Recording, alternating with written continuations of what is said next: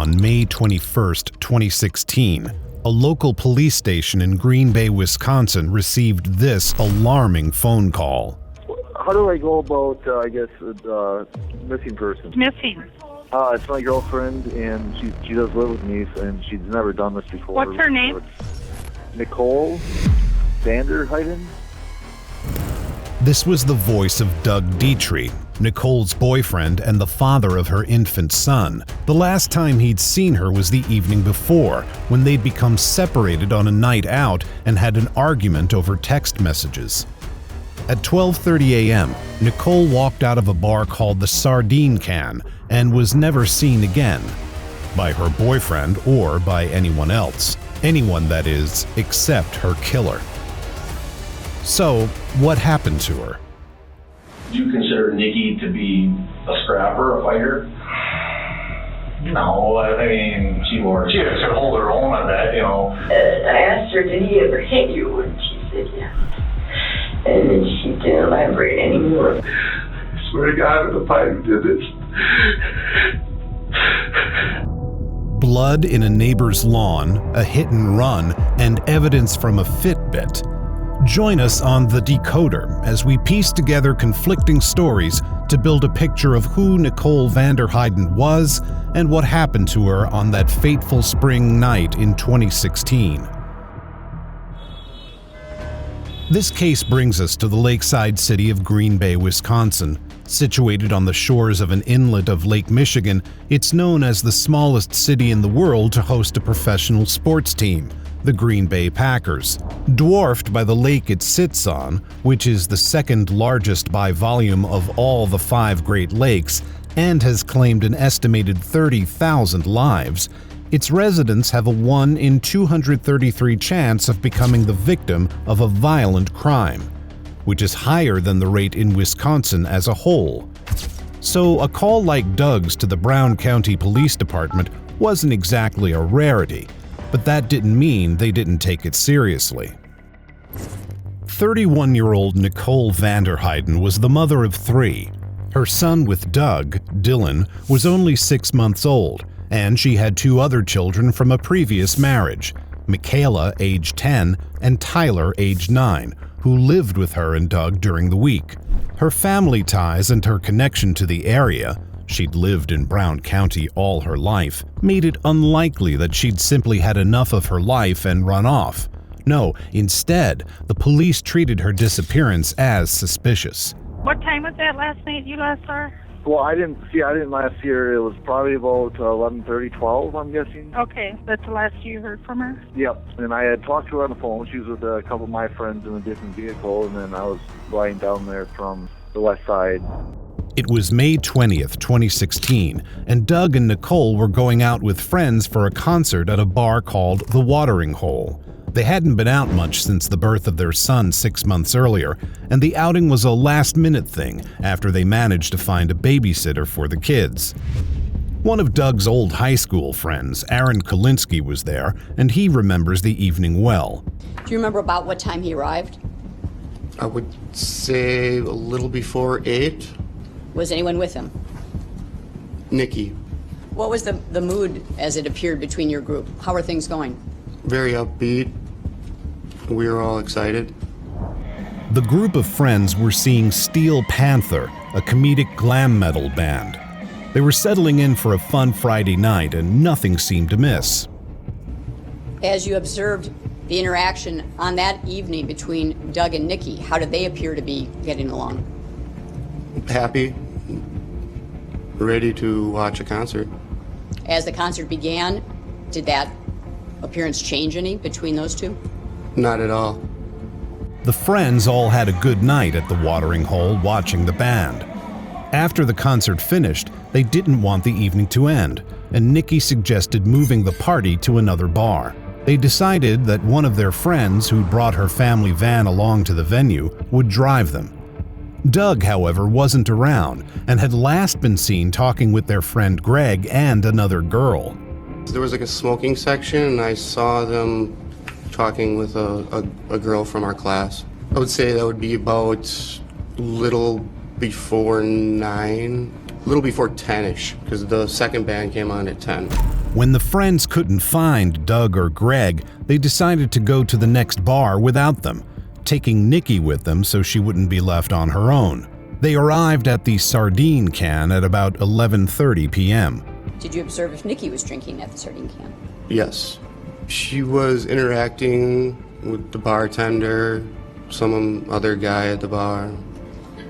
Did she appear upset at that point in time? No, she didn't appear upset.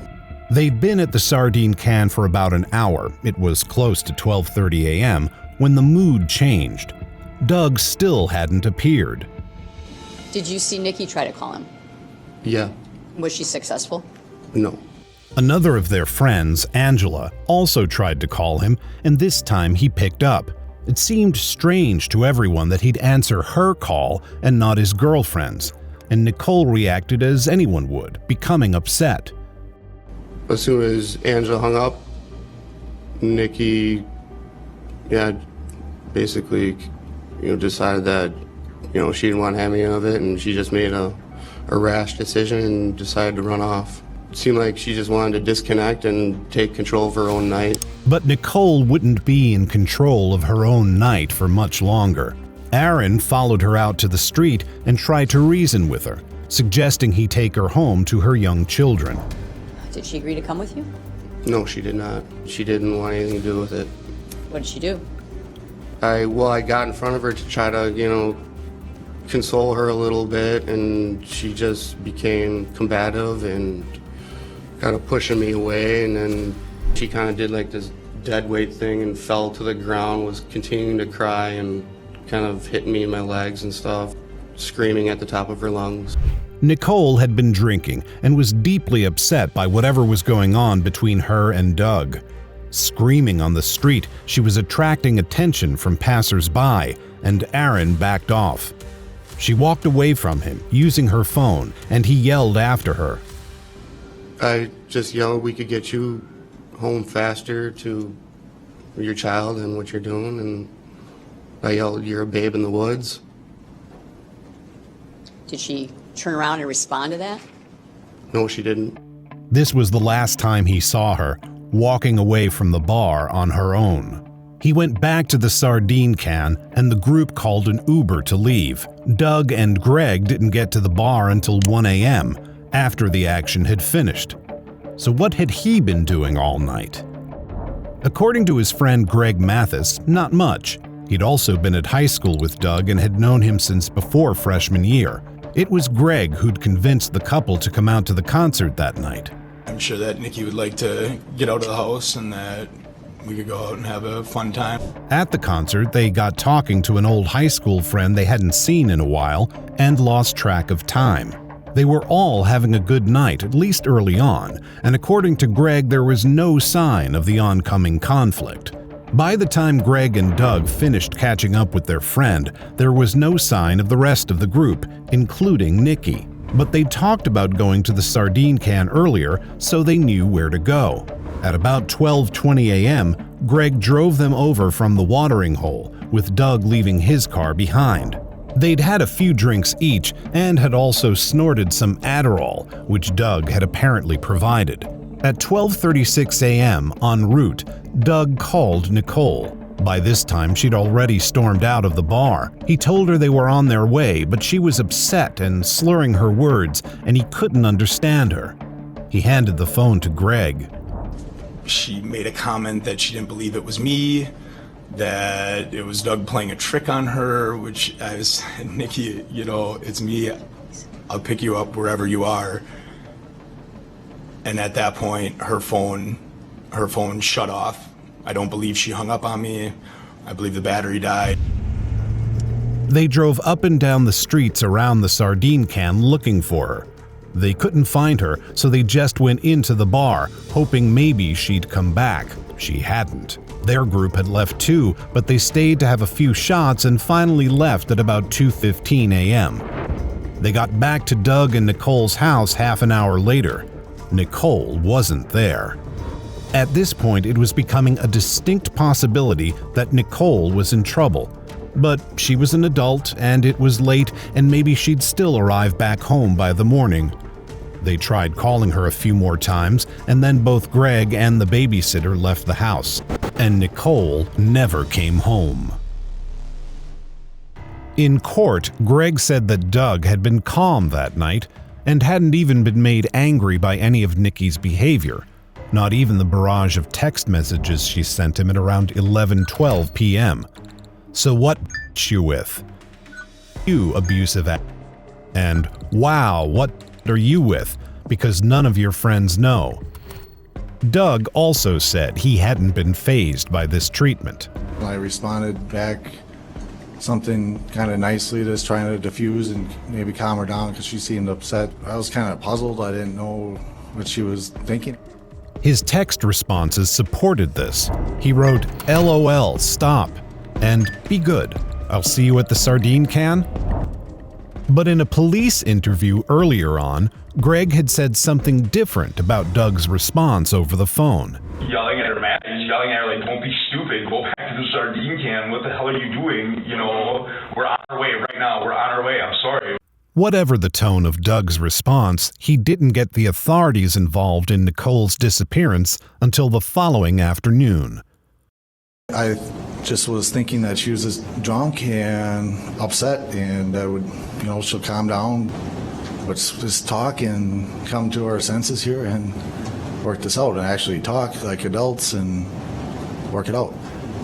Based on your experience with Nikki, can she usually take care of herself? Yeah, at most points, yes. Nicole was an adult. She was from the area. She was the mother of 3. She'd become intoxicated, upset, and ran off from the bar, leaving her friends behind. No one knew what had happened to her after that, and when she hadn't come home by 4:30 p.m. on May 21st, Doug called the police. But across town, a horrible discovery had already been made. 2 teenage boys working to clear rocks from a farm field on Hoffman Road on that Saturday afternoon had spotted what they thought was a dead deer. But it wasn't a deer, it was a dead human body. The body of a woman. An adult called the police at 1:54 p.m. The body was naked save for one sock and a concert bracelet. A bracelet from the Steel Panther concert at the watering hole the night before. There was a footprint on the victim's naked back. It was Nicole Vander Heyden, and she'd been murdered. A little while after 5 p.m. and following Doug's 911 call about a missing person, the police arrived at his house. The responding officer described him as looking pale and hungover when he answered the door, and she didn't see any scratches or marks on his hands that could be defensive wounds. Hi, I'm here for a missing persons report. She didn't tell him a body had already been found matching Nicole's description, but she did ask him for identifying features. He described what Nicole had been wearing when he last saw her at the watering hole: a black and gray striped shirt, black capri pants, and high heels. She would have had a bracelet on. Okay. It was a pink bracelet for the 21 verification. He was cooperative with the officer's questions and volunteered to give them his phone for analysis. The officer looked at his text conversation with Nicole the night before. Why is she calling you abusive? I don't know. Okay. I don't know where she gets this stuff sometimes. Is that common for her to talk that way to you when she's been drinking? Sometimes, yeah. I mean... Or when she's sober? She doesn't drink that often, but... Okay. All of a sudden she gets that in her head that that's what's going on. Sure. They also discussed Nicole's mental health history. When she gets a little down, she mentions suicide, which she just talks at... Does she take any medication for it? No. She had been on medication before. The officer, knowing that Nicole's body had already been found and the cause of death was being determined, knew that Nicole had not committed suicide. How would you say, for the most part, your relationship is with her? Do you get along for the most part? And last night, yeah. Last night was a flip of the switch, you said? Mm-hmm. Yeah, she does that from time to time. Have you guys ever gotten physical with each other? No. And that's another thing. She'll say that I'm abusive and all this, and I never have been. Nicole had been living a fairly secluded life after the birth of Dylan, staying at home to look after him and not really drinking. She'd been suffering some depression, and her dynamic with Doug, it seemed, had turned rocky. He said she acted irrationally and accused him of things that weren't true, and that was what had happened the night before. However, he maintained that the last time he saw her was at the watering hole before she left to go to the sardine can. It was after the officer left that Doug received a text about the discovery of a body in a field over in Bellevue. It was reported on the 10 p.m. news, and Nicole's family had begun to panic. 2 hours later, at midnight, the police reappeared at Doug's door. They wanted him to come down to the station for an interview. He agreed, and they asked him to go over again the timeline for the evening, what they'd done before going to the concert, which was get food at the McDonald's drive-thru, and what time he'd last seen her at the bar. He also talked about a time when Nicole had stormed off before. There was another time she did just walk off on her own. That was in, it was like January, it was the night after, it was the night of the Arizona playoff game. She had started freaking out on me in the bar, and then she actually hit me at the bar there, and like ran out. And it was like zero, and I ran out after a squad had pulled in and stopped her, and I ran up and talked to her, and she was just like belligerent with the officers there, and I ended up putting her in the back of the squad car. Nicole had a history of getting upset while out drinking with Doug, but usually he was able to chase after her and bring her home, and it had never ended badly, not until now. Does Nikki have any enemies out there, or anybody else? Not knowing that. She has had problems with anybody recently? No, I mean, besides little family issues, she said her mom was not really there for her sometimes, and her and her sister had gotten in an argument a couple months ago, and they started talking here again a couple weeks ago. But these family issues were minor problems, not a motive for murder, because that's what the investigators were looking for, a reason someone might have killed Nicole Vander Heyden. When Doug was left alone in the interview room, he began to freak out.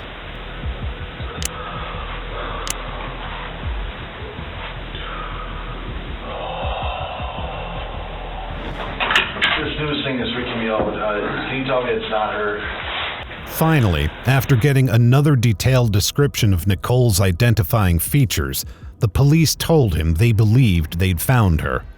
Well, I think what we're looking at is this body that was found, down the street. I don't think it's been 100% identified as her, but there's a lot of similarities. What do you mean a lot of similarities?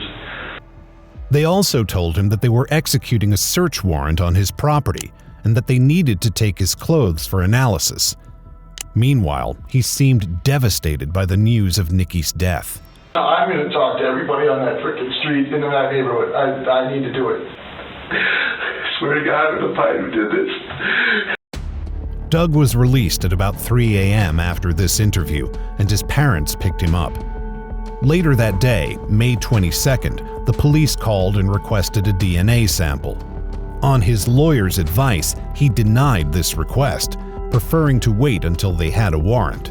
But warrant or not, one thing had become clear: that Doug Dietrich was currently the prime suspect in his girlfriend's killing. Nicole Vander Heyden was born Nicole Meyer on March 29, 1985, in Manitowoc, Wisconsin. Like Green Bay, Manitowoc was on the shores of Lake Michigan, but it was a much smaller place. Growing up, Nicole loved outdoor pursuits like nature walks and hiking. She graduated in 2003 from Denmark High School and then went to college at the University of Wisconsin-Green Bay, graduating with a double major in science and education in 2010. She took what she'd learned into her career, becoming a substitute teacher for the Green Bay area public school system. She worked in elementary and middle schools, where her commitment to the kids she taught and her friendliness as a colleague were noted. To supplement her income, she also worked occasional shifts at a nearby restaurant. Nicole had married a man named Brian Vander Heyden shortly after graduating high school, and together they had 2 children, Michaela and Tyler, born in 2006 and 2007. The couple later divorced because Nicole wasn't satisfied with her life. I don't know, I think she was just kind of bored with him. He was a good man, but he had just no ambition. And he was fine where he was, and she wanted more out of life. Brian and Nicole remained on good terms and shared custody, with Nicole looking after the kids during the week and Brian seeing them on weekends. In the frigid January of 2015, a chance encounter changed the trajectory of Nicole's life again, meeting a man named Douglas Dietrich in a bar called Jimmy C's. Doug was having drinks with some friends to celebrate the NFL football playoff weekend, and Nicole was there too. They caught each other's eye across the room, wound up having a drink together, and the rest, as they say, was history. That is, until that fateful night in May 2016. Doug Dietrich was born in August 1981 in Green Bay, Wisconsin, where he'd lived all his life. He graduated from a local high school in 2000 and went to technical school, as well as doing some online courses. But his main focus was the family business, a contracting firm which his grandfather had started in 1955. He started working on sites with his family when he was still in high school and continued to work for them as a subcontractor, as well as doing apartment rental management and general self-employed contracting. The home he and Nicole would move into was a home he and his family firm had built. It was only a month after their first meeting that Nicole became pregnant with Doug's child. She and her 2 children moved into Doug's house by the end of summer 2015, and they were thinking about getting married in the future. They talked about their son Dylan, who was born in October, walking them down the aisle. But there was also trouble in paradise. In May of 2016, were you closer to breaking up with Nikki or closer to marrying Nikki? I would say, in between, there was, we had some arguments about a few minor things. In the same month, only a few weeks before Nikki's death, he texted his mom saying, "When the house sells, we're going to go our separate ways. Don't worry about it, it is what it is." Doug later said he didn't remember the specific conversation, and there was no evidence of the house being put on the market. He also said that on May 10th, 10 days before that final night at the watering hole, "I'm very seriously thinking about telling Nikki and the kids they have to move. I'm not cut out for this life one bit." He explained it away later. I was having a little downer day or whatever, and I just said that to my mom with not truly meaning it, I guess. The period after Dylan's birth was financially stressful, as Nikki had stopped working to look after their newborn, and Doug had also taken some time off work. He'd only just gone back to working, with uncertain hours and much less time with his family, in May. Meanwhile, Nikki was transitioning Dylan from breastfeeding. With a lot going on at home, tensions were running high. This led to texts from Nikki, too, like the one on May 8th that said, "Thanks for making me feel like a piece of every day." Apparently, she'd been telling her mom, Victoria Meyer, about her issues with Doug. She was real concerned. He did a lot of drug use. That's what Nicole told you? Yeah, cocaine. Yes, she told me she was very concerned about that, and she was trying to help him. After her daughter's death, Victoria told the police about an occasion when Nicole had wanted to go out to a wine tasting with Doug and asked her mom to babysit. She'd said she dropped the kids off at Victoria's at 8. By 10, she still hadn't arrived. When Victoria called, Nicole was upset. Doug had gone out at 8 for a haircut, despite knowing they had plans. I think that was his way of controlling the situation, saying he didn't want to go. And I asked her, "Did he ever hit you?" And she said, "Yeah." This was hearsay translated through a source who was worried frantic, Nicole's mom, who just learned that her daughter had been murdered. But the police found it deeply incriminating. Doug also had a history of allegedly dubious relationships. One ex-girlfriend who dated him in 2012 claimed he put tracking software on her phone and would turn up outside her work unannounced. She said he continued to contact her on Snapchat even after the relationship ended, including in the beginning of his relationship with Nicole in 2015. Doug's internet search history also allegedly displayed visits to local escort websites in the days before Nicole's death, and he'd apparently searched for how to tell if Backpage Escort is undercover. On May 23rd, all this culminated in the reveal of physical evidence. 2 days earlier, the morning after Nicole had last been seen, a neighbor of Doug and Nicole's had been mowing his lawn, and he'd spotted a pool of blood near the grass line. He assumed it belonged to an animal, and when he came across a length of black cord, he just tossed it on the sidewalk, forgetting to throw it in the trash. But when Nicole was identified in the news reports 2 days later, he called the police about what he'd seen. The police arrived to secure the scene at about 5:45 p.m. They found dried blood spatters in the street with clumps of blonde hair stuck to them and a charging cord. They sent these items of evidence off for DNA analysis, and meanwhile they searched Doug and Nicole's house.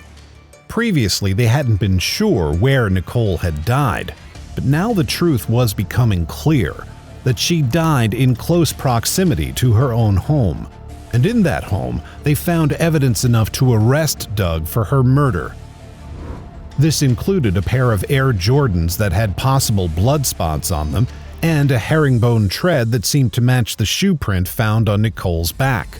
There was also what appeared to be blood on the floor of the garage near Nicole's car. Her autopsy had revealed 2 causes of death: strangulation and blunt force trauma. She had 241 injuries across her body, and her face had been beaten to the extent that it was unrecognizable. The police believed that the charging cord found in the neighbor's yard was the weapon that had been used to strangle her. Meanwhile, her bloodied clothes had been found on a highway ramp on the way to the field where her body was discovered. At 7 p.m. on the evening of May 23rd, the police arrested Doug. Right now I'm going to be taking you into custody. I'll be handcuffing you. I'll explain all that to you in a bit, and transporting you down to the sheriff's department. They had collected enough circumstantial evidence to hold him in custody, but they needed the final piece of the puzzle, a positive DNA result to both Nicole and Doug on the murder weapon. And on June 10th, the results came back, but not the way police were expecting. The blood on the garage floor likely belonged to a turkey Doug had shot weeks before, and the spots on his shoes weren't blood at all. The blood and hair found in his neighbor's yard were indeed Nicole's, but there was no sign of Doug's DNA anywhere to go along with it. The cable also tested positive for Nicole's DNA. Nicole's and an unknown man's. This new physical evidence threw the investigators' case into disarray. What if it hadn't been Doug who'd killed Nicole at all? One further piece of evidence served to exonerate him: the data from his Fitbit, one that Nicole herself had bought him. Nicole had been murdered between 3 and 4 a.m. At that time, Doug had been wearing his Fitbit, and it had registered only 12 steps between 3:10 a.m. and 6:10 a.m. that morning. The attack on Nicole had been active and violent, at odds with Doug's recorded lack of activity. Doug didn't do it, so who did?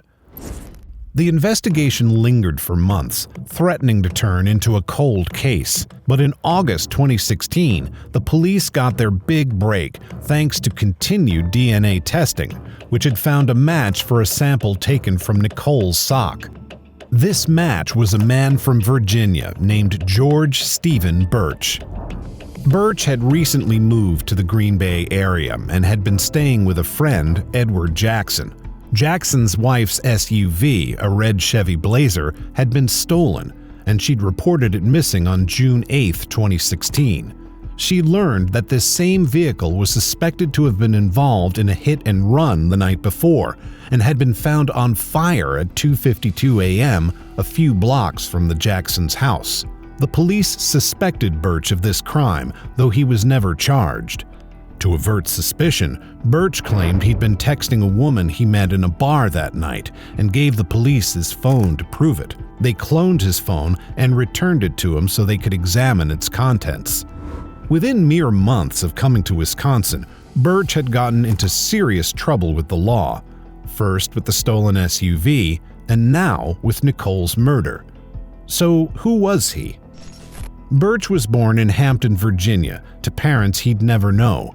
He was adopted within a week of his birth. He was a linebacker and earned the nickname Big Country as young as the age of 6 due to his size. As an adult, he stood at 6 feet 7 inches. In 1997, at the age of 19, he was accused of shooting a gang leader and his neighborhood rival in the head while out on bond for another offense. The case went to trial and he was acquitted because the evidence wasn't strong enough. 5 shots were fired from at least 2 guns, and the fatal bullet was never found. Still, his criminal history didn't end there. He received a suspended sentence for grand larceny in January 2016, and in March he had a trial scheduled on charges of heroin possession. But by May 24th, he had been listed as a fugitive, having violated the conditions of his release by going to Wisconsin to stay with his old friend. In February, he'd called Jackson to say that he and his wife were on the outs and he had nowhere else to go. Burch had met his wife Beth through his cousin in April 2000, and shortly after, they got married. They moved to New York to be closer to her parents and in case they wanted to have a child. Where I'm from was rapidly getting worse. We didn't see it as a perfect place to raise a child. If we decided to go that route, it was a lot of violence and things were going on. People were getting shot and things stabbed and like that all the time. In New York, Beth worked as a waitress while he found a job working in construction. They had their first child a year after getting married in 2002 and their second 3 years later. But by 2014, their marriage had deteriorated, and Burch's criminal activities couldn't have helped. When he was released from jail to serve a suspended sentence, he told Jackson he was looking for a new start, and that's what Jackson tried to give him. He picked Burch up from the station in Chicago on February 29th. He was charging Burch $100 a week in rent, but Burch rapidly fell behind on his payments, though he was working first in a restaurant and then for a landscaping firm. Still, the relationship between the two friends was going strong, and on May 21st, the day after Nicole's murder, they went on a fishing trip together. Jackson didn't notice anything unusual about Burch's behavior that day, though he spent most of the 2.5-hour drive at 1:30 p.m. sleeping. After the SUV incident in June, the Jacksons asked Burch to move out and bought him a bus ticket back to Virginia. He didn't go anywhere, however, and spent the next few months couch surfing, so he was still in town when the police's attention turned on him, and they realized they still had the data downloaded from his phone from the crime on June 8th. Burch's search history showed that he had repeatedly viewed a news story about Nicole's death after the discovery of her body on May 21st. This was his only internet search other than pornography. He searched for news about Nicole on May 22nd, 24th, 25th, 26th, and June 5th and 6th. Even more incriminating was his geolocation data. His phone showed that he'd been at Richard Cranium's bar on the night of May 20th, only half a mile from the sardine can. He left the bar at 2:30 a.m. and went not back to the Jacksons' house, but to Nicole's house. He stayed there from 3:01 to 3:52 a.m., almost the entire window the medical examiner had given for her murder. Then, just after 4 a.m., he went to the highway ramp where her clothes were found and the farm field in Bellevue where her body was discovered. He went back home at 4:22 a.m. This was enough. Burch was arrested.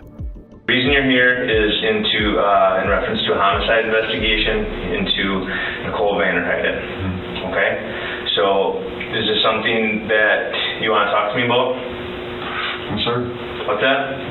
You don't want to talk to me about that? So if I read you the Miranda rights, you don't want to talk to me? I prefer a lawyer. Okay. Burch lawyered up, as was his right, and with his lawyer he pleaded not guilty, and in his defense he implicated Doug. He alleged that he'd met Nicole at Richard Cranium's bar on the night of May 20th, after she'd stormed out of the sardine can. I noticed there was a fairly attractive blonde woman standing next to me, and started talking to her, just making conversation. According to Burch, they were flirting with each other. Well, I moved a little closer to her, just talking, laughing, joking, giggling, light touch here or there, just things that you can pretty much tell if someone's kind of into you, I guess. He said that he drove her over to his house, Jackson's house, but Jackson's father was there, and it killed the mood.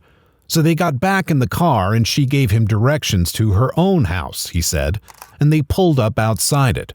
They couldn't go in because the babysitter was there, he said, though he didn't explain why Nicole couldn't just tell the babysitter to leave. He alleged that they then had consensual sex in his car. The next thing that I remember, apart from us having intercourse, was literally waking up on the ground outside the truck, laying in the grass curb area. He said that Doug had seen them having sex in the car, that Doug had knocked Burch unconscious, and that the next thing Burch knew, Doug was standing over him with a gun, and Nicole was already dead. There was a lot of blood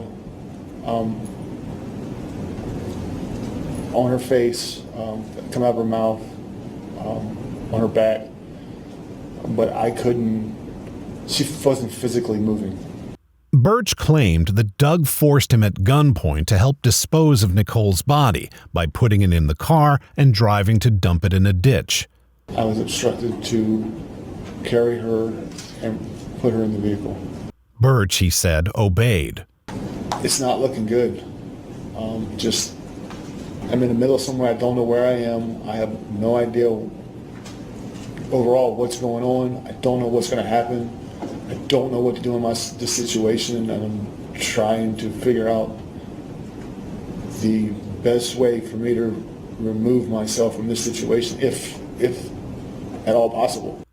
Burch said that when he took Nicole out of the car, Doug was distracted and he seized the opportunity. Everything I had, I lunged at him and pushed him as hard as I possibly could at that time. He said he ran back to his truck and drove away. He found that Nicole's clothes were still in his vehicle, so he threw them out of the window on his way home. But the DNA and Fitbit evidence remained. It was not Doug's DNA on the cord used to strangle Nicole. It was Burch's. And Doug had apparently only taken 12 steps all those early morning hours. There was also Burch's impressive stature. At 6'7" and weighing in at 250 pounds, he was not a man who was easily physically overcome.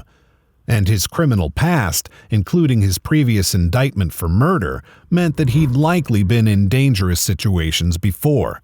The prosecution had a very different version of events to tell the jury. They made the case that Burch did indeed pick Nicole up after she stormed from the sardine can, but she didn't have consensual sex with him. Because it wasn't consensual, right? No, sir, that's not true.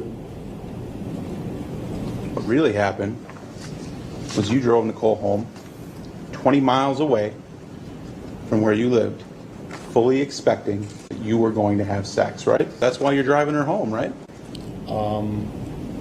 I was hoping that we would. It was leading from what had happened before and where we had spoken. It seemed like that's what was going to happen. And when you get there, and it becomes clear that Nikki isn't going to have sex with you, when she attempts to go into her house and leave your vehicle, that's when your mood changes. Instead, she refused to sleep with him, and he raped her, beat her, and murdered her in a rage because of the rejection. He then drove her body to the farm field in order to escape detection. So the trial, which took place in March 2018, became a battle of two competing narratives around the same facts: whether Nicole had been murdered out of rejection or jealousy, and whether it had been Burch or Doug. A significant moment came when Burch lost his temper on cross-examination about how he'd carried Nicole's body, supposedly at gunpoint. The prosecutor referenced him dragging her, and he denied it. I told you before, and I will say it one more time for you, sir. I was carrying her over to this area. 45 minutes into the jury's deliberation, they asked to see the cord used to strangle Nicole alongside cords found in Doug's garage to compare. This suggested that Burch's story was under serious consideration in the deliberation room. But after 3 hours, the verdict was returned: guilty of first-degree intentional homicide. George Burch had killed Nicole Vander Heyden. He was sentenced to life imprisonment without parole. The sentencing judge described the crime as the most brutal murder that has ever been committed by one person in the history of Brown County. Burch appealed in 2021 on the basis that his Fourth Amendment rights to privacy had been violated by the use of his phone data at trial. That data had been downloaded to investigate a different crime: the theft, hit-and-run, and burning of Jackson's wife's SUV. He also argued against the validity of the Fitbit evidence, as it had not been accompanied by an expert witness who could properly validate or else expose the flaws of such technology. The appeal was rejected, and his sentence was upheld. However, Doug Dietrich's legal troubles were not yet over. In February 2017, nearly a year after Nicole's murder, Nicole's sister was staying with Doug to help him look after Dylan, who was by this time a toddler. She alleged that they went out to a birthday party together, and when he was driving her back, he touched her leg inappropriately. She said she told him to stop, which angered him, and he accelerated the car. He ran a stoplight and wouldn't let her out of the car until she kicked the windshield. He pleaded no contest to second-degree recklessly endangering safety and false imprisonment, both of which are domestic violence felonies. He also pleaded no contest to a misdemeanor charge of negligent operation of a vehicle. He was ordered to pay a $1,000 fine and stay out of trouble until October 2019, in which case the felonies would be dismissed. In August 2018, Doug and Nicole's family sought $269,000 in restitution from George Burch, which was granted. Part of his sentence also stipulates that he cannot profit from any book or movie made about the murder. Any such profits must go to Doug and Nicole's family. Now, Doug continues to raise his and Nicole's young son Dylan on his own. What do you think about this chilling story? Doug was held for 16 days on suspicion of his wife's murder. What do you make of Burch's defense? Let us know your thoughts in the comments below. Until next time, stay safe, keep up with our channel, and we will see you very soon on The Decoder.